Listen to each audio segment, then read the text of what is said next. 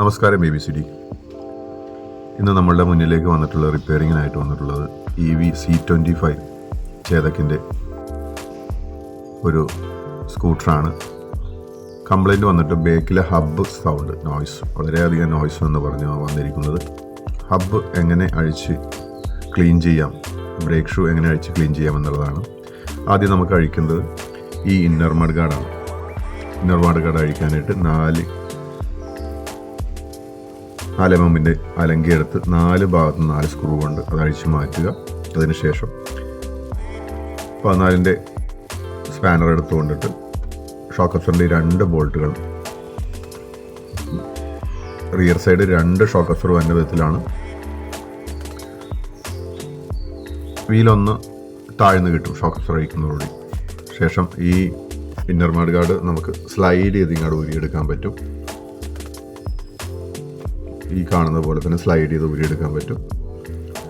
Split ചെയ്ത് ഊരാൻ പറ്റത്തില്ല, കാരണം ഇതിൻ്റെ ഉള്ളിൽ തന്നെ സ്ക്രൂസ് വെച്ചിട്ടാണ് നല്ല ബലമുള്ള ഒരു മഡ് ഗാർഡാക്കിയാണ്, ഇന്നർ മഡ് ഗാർഡാക്കിയാണ് ഉണ്ടാക്കിയിരിക്കുന്നത് കമ്പനി. ശേഷം വീൽ നട്ട് അഴിക്കുക. നോർമൽ നിങ്ങൾ സാധാരണ എല്ലാം അഴിക്കുന്ന പോലെ തന്നെയാണ്.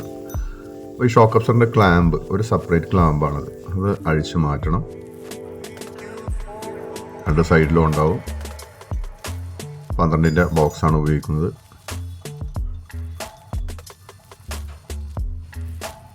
ലെഫ്റ്റ് സൈഡും റൈറ്റ് സൈഡും ക്ലാമ്പ് ഉപയോഗിച്ച് അഴിച്ചതിന് ശേഷം നമുക്ക് വരുന്നത് ഈ ഒരു കേബിൾ, അതായത് ഹബ് മോട്ടറിലേക്ക് പോയിരിക്കുന്ന കേബിൾ ഒന്ന് ലൂസാക്കേണ്ടതുണ്ട്.